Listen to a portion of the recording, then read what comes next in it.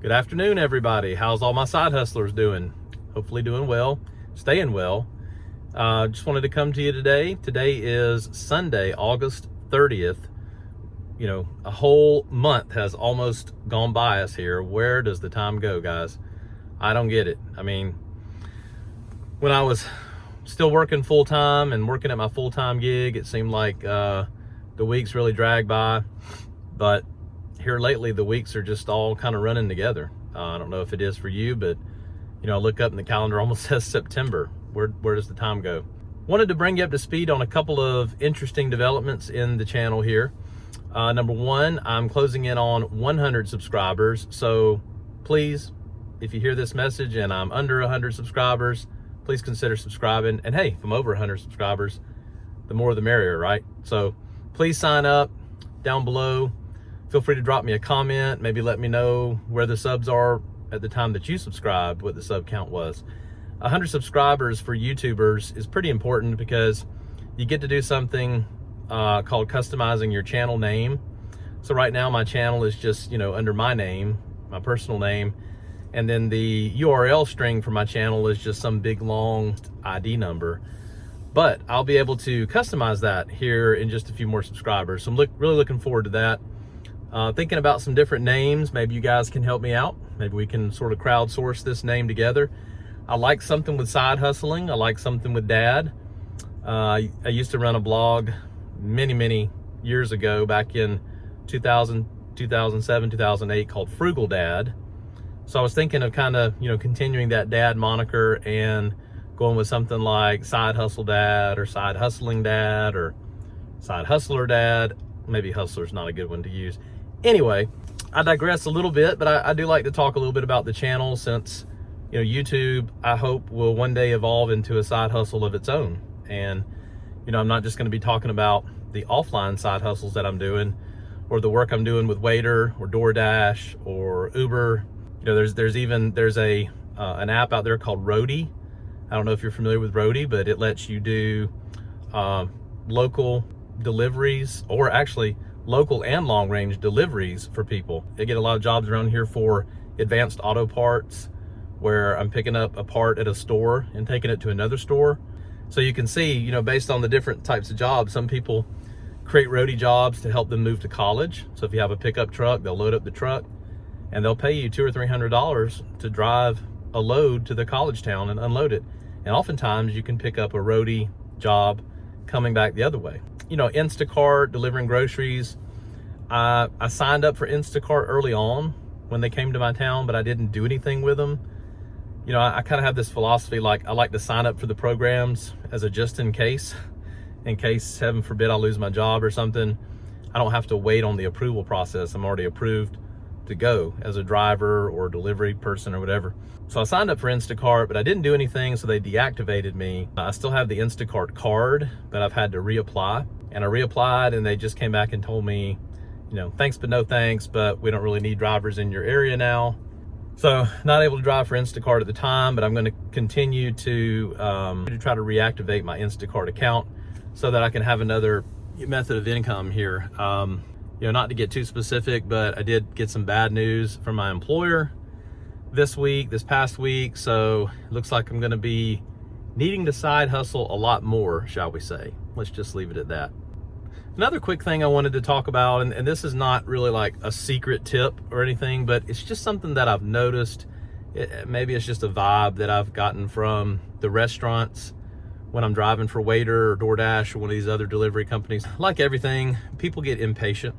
And when something really bad happens in our country, it's like everybody comes together, and, you know, think back to 9/11 and think back to these major events that we've had, this current crisis that we're in, the pandemic, whose name shall not be named. It seems like everybody comes together and it lasts maybe a couple weeks, maybe a month, depending on your area, you know, or the people that you're around. And then people just kind of start to be jerks again. And I don't know. I've been in restaurants the last few weeks, I'd say. You know, early on, I expected some blowback from servers because, I mean, restaurants were shut down and they had no income. And these people went from making, I don't know, $50, $100, $200 a night in tips That was their only income because the ridiculous server wage, minimum wage that they get paid is barely enough to pay taxes. And they went from that to making nothing, or making minimum wage for those restaurants that were able to convert their staff into basically, order takers and curbside server deliveries, or maybe their own delivery service. So I got it. I mean, believe me, I felt for these people. And here I was showing up as a Waitr driver and a DoorDash driver. And I mean, I'm making bank, in April because they weren't able to serve food in the restaurant. So I get it. I expected some resentment. and I did see some examples of that, but on the whole, I think people were pretty patient with it. And there was a kind of a spirit of cooperation to continue to serve the customer, to keep the restaurants open. And I thought that was really good. Now it seems like the situation has turned a little bit. Now that restaurants have reopened, it's the drivers who seem to have an attitude all of a sudden. And I just want to caution you against that. The number one thing you can do in any business is be nice. Being nice extends to not just treating your customers with respect, but also the restaurants themselves, because the restaurants are your customer too.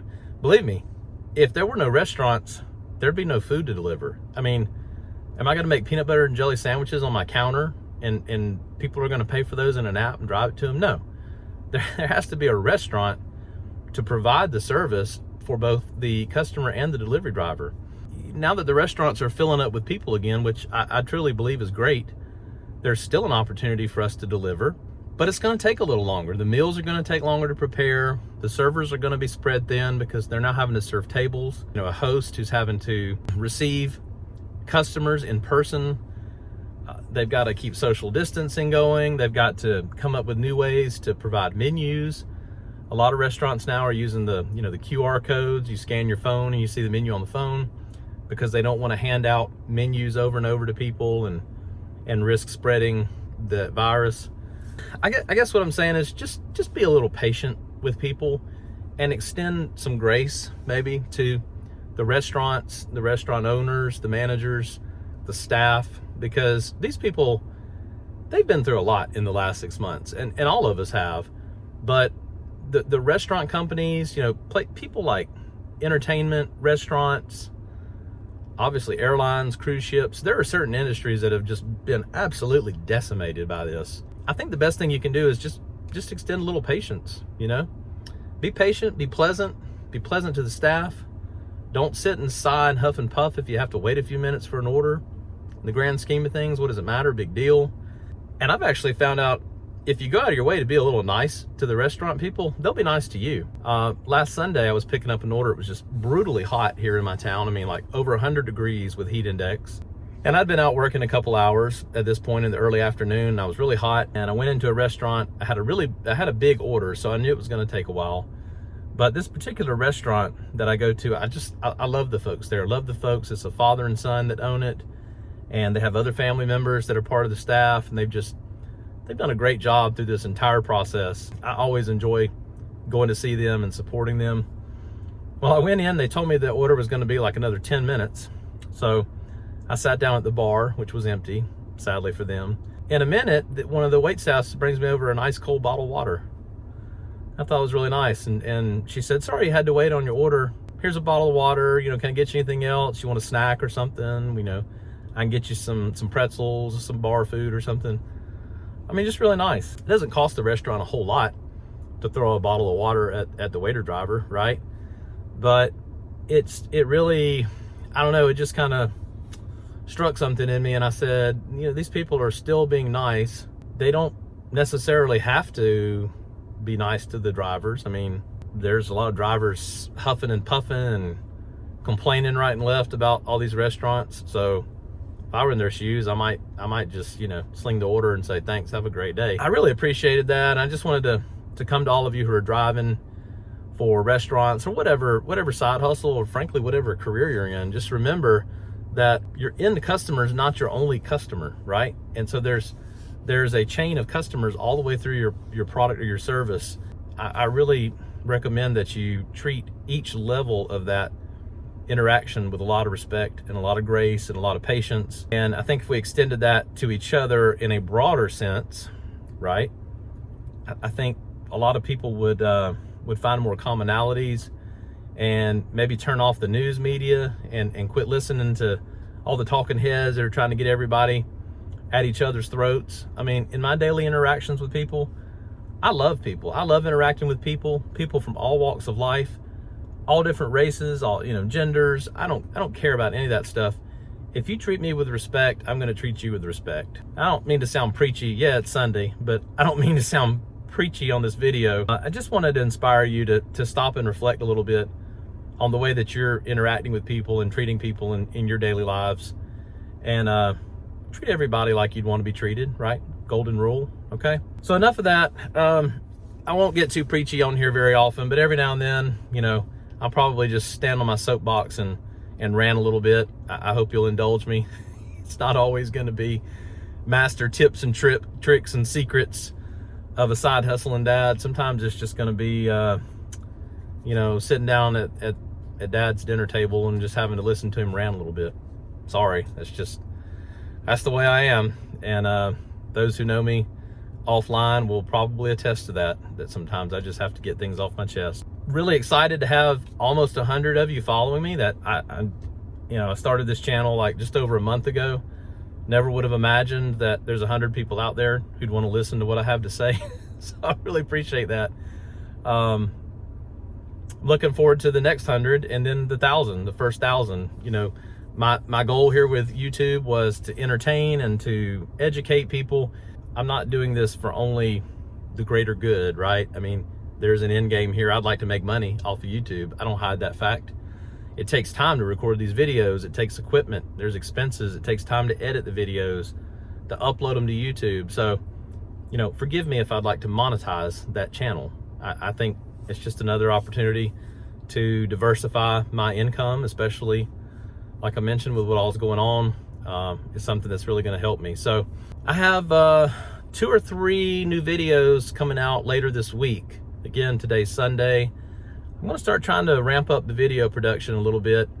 Maybe you won't always get as crisp an edited video because my daughter's back in school now. So, she's got a full college load of classes and I'm trying to keep busy. So editing takes a lot of time, and editing the videos, I'm probably going to lean more towards having them look raw and just getting the information out there and, getting it in front of you, even if it's not the most artistic or not the best edited video. I mean, at this point, that's my style. That's who I am. You're not going to see a lot of, bells and whistles and stuff going off.